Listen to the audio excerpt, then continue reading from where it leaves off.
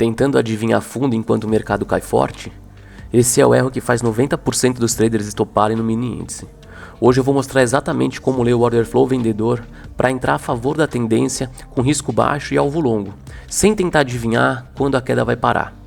Fala aí pessoal, vocês estão bom? Então antes de iniciar o vídeo não esquece de deixar seu like, caso não seja inscrito, se inscreva aí no canal para ter mais conteúdos como esse, beleza? Mas vamos direto aqui, tô aqui no gráfico do mini índice pessoal, quero mostrar para vocês exatamente como que eu peguei esse trade aqui seguindo o fluxo, né, o order flow de venda do dia e mostrar para vocês um pouco do racional, o que me fez entrar nesse trade, tá? Era um trade um pouco mais arriscado, né, porque ele veio de uma sequência de barras aqui, né, fazendo topos e fundos topos ascendentes e topos e fundos ascendentes.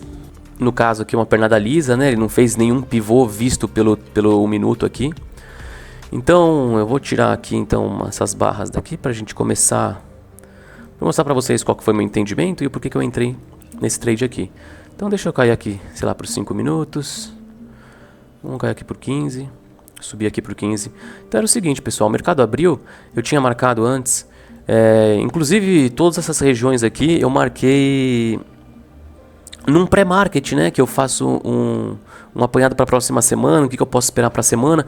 Então eu lancei um vídeo no domingo mostrando todas as regiões e eu tinha uma marcação aqui de um nível chave do semanal e eu ainda tinha falado que eu acreditava que o mercado, eu tô aqui no gráfico diário, tá pessoal?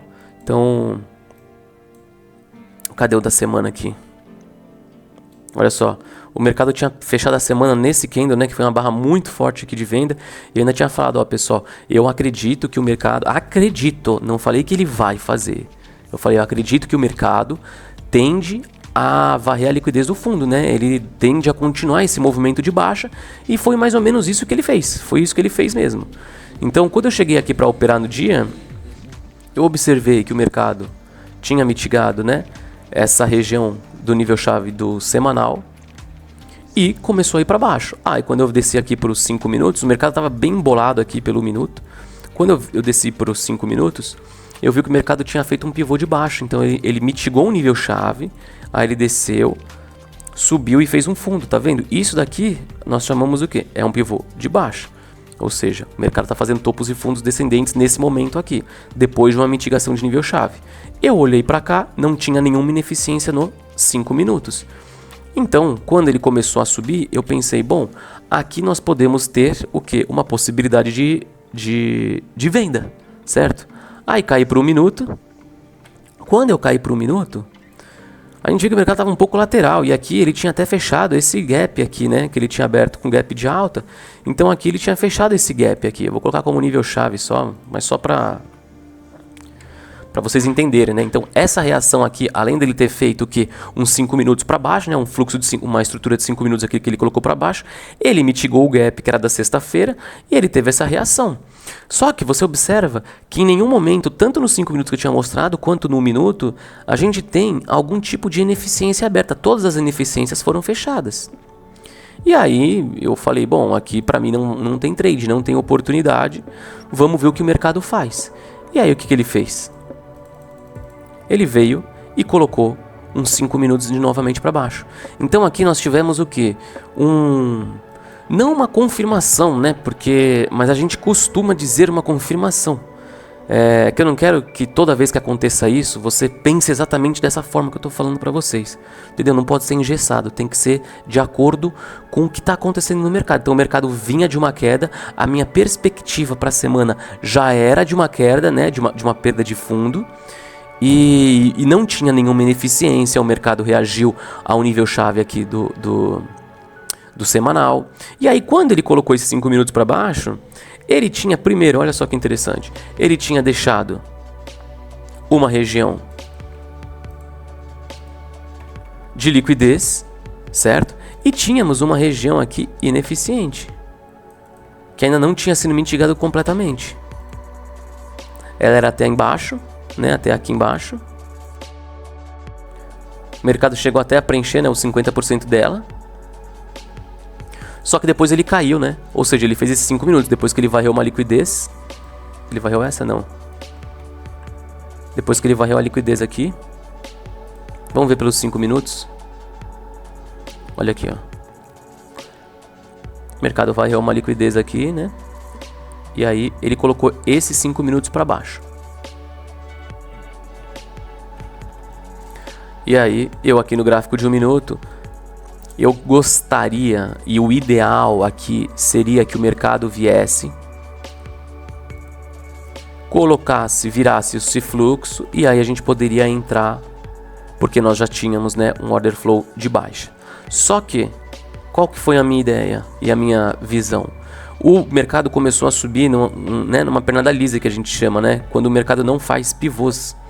Então, ele vai fazendo topo e fundo ascendente no mesmo time. Então, você vai vendo que cada barrinha aqui, ó, ele não varre o fundo anterior, ele simplesmente só vai subindo. E qual que é o problema disso? O problema disso é que o mercado ele pode vir aqui, ou nesse topo, Vou dar um exemplo aqui. Ele pode vir aqui, nesse topo, e depois ele romper o fundo. E aí que ele faria uma estrutura mais forte. Aqui provavelmente seria o quê? 15 minutos para baixo. Então esse é o risco, só que eu me coloquei no risco porque eu entendi que o mercado já chegou no nível chave, ele já teve uma reação, ele teve força para ser colocado para baixo, com barras fortes, deixando ineficiência, deixando liquidez, né, alimentando as ineficiências. Então o que eu tinha marcado? Eu vi que ele tinha essa região ainda ineficiente, essa região de liquidez, então na minha cabeça valia o risco de fazer uma venda. Eu coloquei meu stop aqui de 150 pontos. O alvo, eu vou fazer depois um vídeo falando sobre alvos. Mas o alvo pode ser tanto na liquidez aqui do fundo, né? Ou o que contemple o seu risco retorno. Então se você usa 1 para 3, 1 para 2, e aí você coloca da maneira que você quer. Eu acabei saindo nesse fechamento, tá vendo? Tem uma abertura, tem um fechamento de um candle e abertura de outro aqui. Então coloquei nessa região e aguardei o movimento. O mercado foi, pegou minha ordem,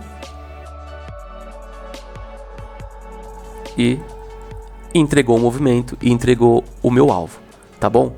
Então esse foi o meu racional e o motivo porque eu entrei direto. Aqui não tinha nenhuma ineficiência, aqui você tinha ineficiência, ele mitigou um nível chave de time frame maior, ele tava o quê? Seguindo o fluxo. Se você olhar, você vê claramente que o mercado tá, ó, topo, fundo, topo mais baixo, fundo mais baixo, topo mais baixo, fundo mais baixo.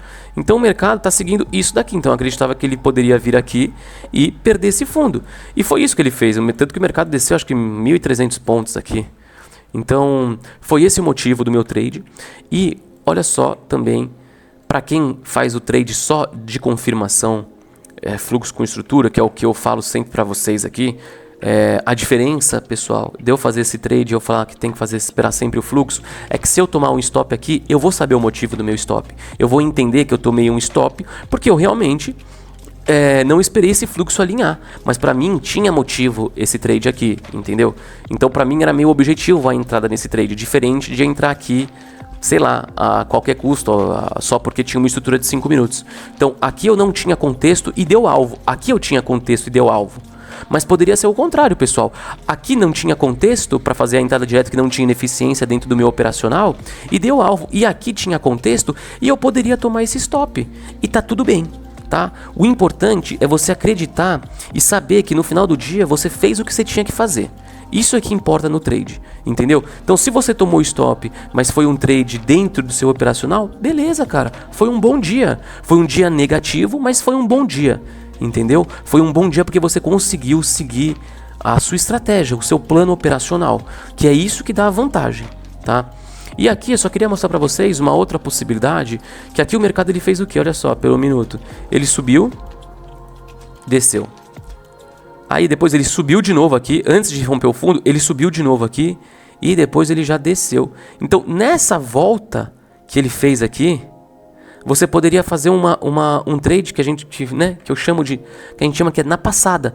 Então, quando ele rompeu, ele falhou em romper topo e rompeu este fundinho aqui, né, essa mínima desse candle aqui, você poderia ter feito um trade na passada aqui,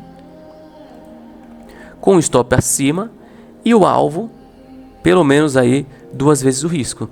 Só que aí, olha só, esse trade aqui deu certo, tudo legal, tal. Só que aqui era um trade de pelo menos uns 250, 260 pontos de stop, tá bom? Ia passar um calor danado aqui, porque quando ele rompeu aqui, depois ele já voltou lá pra cima.